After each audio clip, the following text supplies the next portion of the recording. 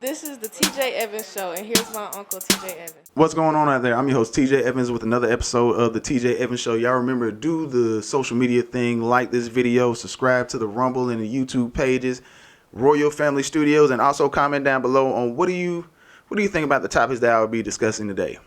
And first, to kick it off, is racism. What's going on in the world? People are kind of getting dumbed down and not actually understanding what is real racism and what is fake racism. So I will help you out today. In our first story, it comes from Yonkers, New York, where this is real racism. In this video, an Asian woman was being beaten by a large black man, and two reasons why I use their skin colors. One is because the news media always does that, and number two is this man decided to call her a racial slur during the attack, which is the best way to get an extra 20 years, but I will let the local media tell you what happened up there in Yonkers, New York. The police commissioner here telling me this is one of the worst acts of brutality he has seen in his entire career. Tonight, this victim is lucky to be alive tonight. Blow after blow. It was over 100 strikes. And this woman, police say she is the victim of a hate crime, and they arrested her neighbor. A warning, the surveillance video is disturbing to watch. It shows an alleged hate crime unfold. The terrifying ordeal for the 67-year-old Asian American woman begins as a suspect follows her into the vestibule of her apartment building. He comes up behind her. She's knocked to the ground, but he continues to strike her over 100 times and stomping and spitting on her. Blind rage that finally ended when this woman yelled at him to stop. Yvette Crespo lives in this building, and according to police, so do the victim and the suspect, Tamel Esco. When cops arrived, they found the victim bleeding profusely, and Esco was arrested. Cops say moments prior to the unprovoked attack, he called the victim a racial slur. He referred to her as an Asian as she went into the building. He was directly outside the building, and she didn't respond to that. She just went in to try to get inside the building. This brutal assault took place last Friday evening. The victim was rushed to the hospital where she is being treated for bleeding of the brain, lacerations to the head and face, and multiple skull fractures. Police tell Pix 11 News Esco is a career criminal. He's been arrested 14 times, including 3 violent felonies. Wow, to strike a woman over 100 times for no reason, that's kind of sick, and this person should be under the jail because there's no reason for any man to be putting his hands on a woman, especially in this manner.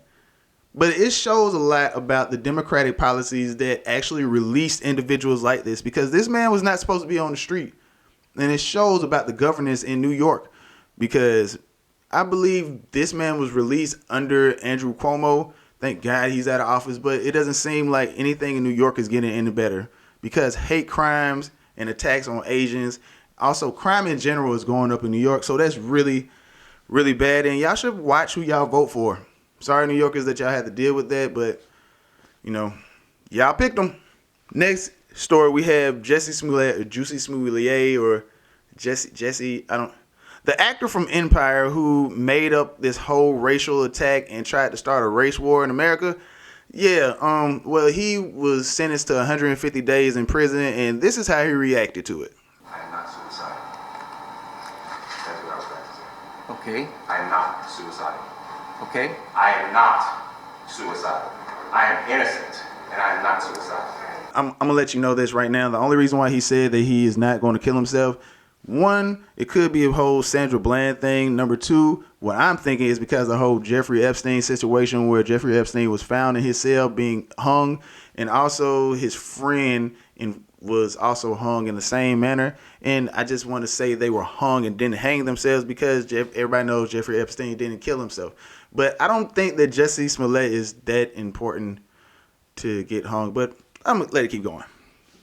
If I did this, then it means that I stuck my fist in the fears of Black Americans in this country for over 400 years, and the fears of the LGBTQ community. Your Honor, I respect you and I respect the jury, but I did not do this. Anything happens to me when I go in there, I did not do it to myself, and you must all know that. I respect you, Your Honor. I respect your decision. Jail time. I am not suicidal. So this man still is acting. He still believes that he's innocent, and he shows no remorse for anything that he's done, even though, again, he could have started a race war and he lied about the whole thing and everybody knew it from the beginning. But yet either he's delusional or he's such an extreme liar, a habitual liar, that he just can't help it. And the sad thing is, even after not showing remorse for his actions, they released him after 6 days. So great job to the justice system. I just want to make this perfectly clear. If you hear the news where the news media is calling something racist, more than likely it isn't racist, because the attack that happened from the elderly Asian woman, yeah, it wasn't all plastered all on the news media because the assailant was black. But Jussie Smollett, he was all on the news for lying from the beginning, and everyone knew it. But I'm going to get off of racism for a moment. I want to talk about athlete, transgender, biological man turned woman, Leah Thomas, who competed in an event and actually won. And when she won, she beat out real women who compete against real women their whole lives and not taking any testosterone or steroids like Leah Thomas is, because Leah Thomas has testicles.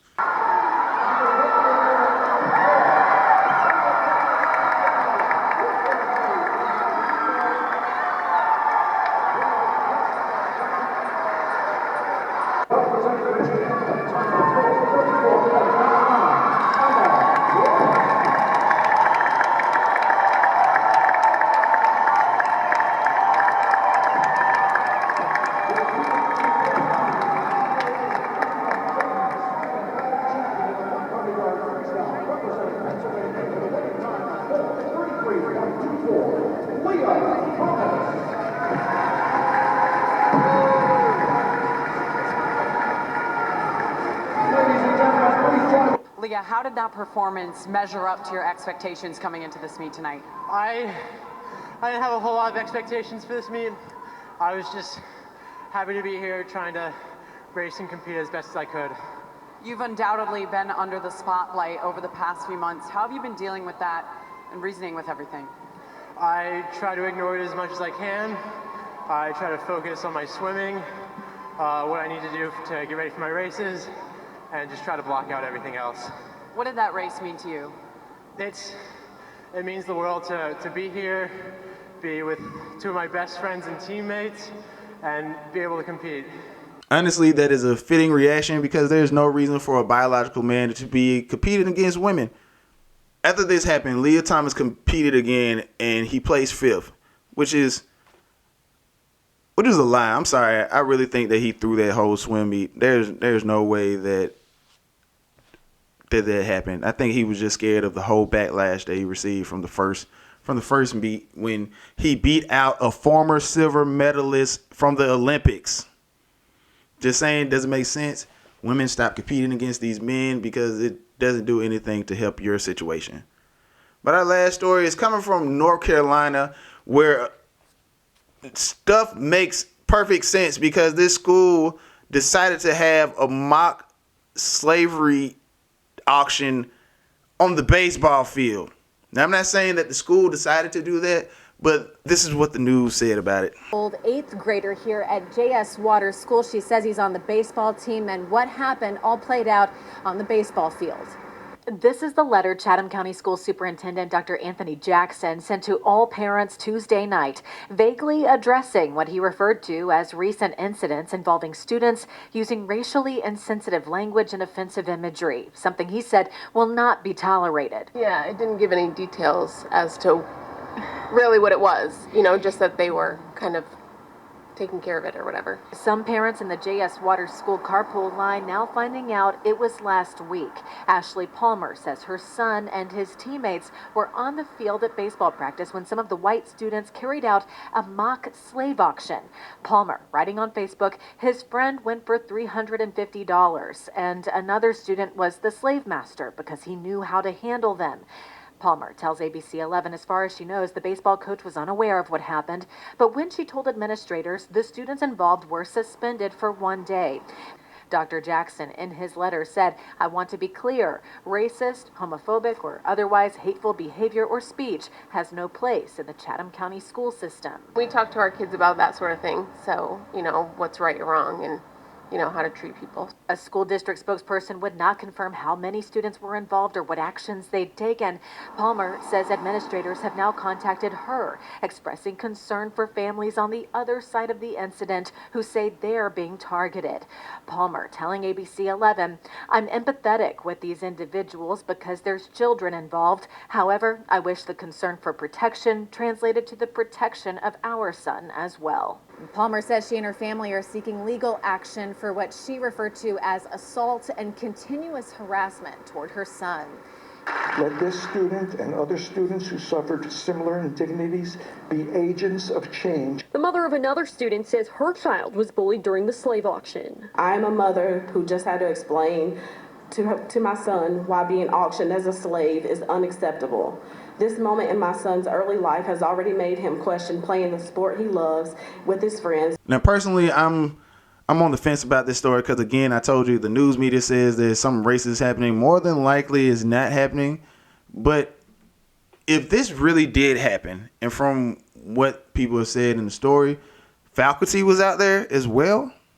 So there were teachers and students and coaches on the baseball field having a mock slave auction, and nobody saw anything wrong with this. And I would mention the whole Hunter Biden laptop story and how the news media is finally admitting that it was true. But it doesn't matter. There are guys in office who is Joe Biden, and the collusion between corporate media and big tech and their disgusting marriage with the government is complete.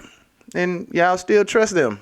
Still trust corporate media and the government because reasons. But that's all I have for you today. I'm your host, TJ Evans, with another episode of the TJ Evans Show. Y'all remember, do the social media thing, like this video, subscribe to the page, Royal Family Studios, and comment down below. Do you think that Jussie Smollett should have been let out of prison? Do you think that racism is really a problem in America? And how do you feel about transgenders, women competing against biological women? Is it fair? That's all I have for you today. I'm your host, TJ Evans. Y'all remember, do your own research. Don't take what I say as gospel. Y'all stay up. Peace.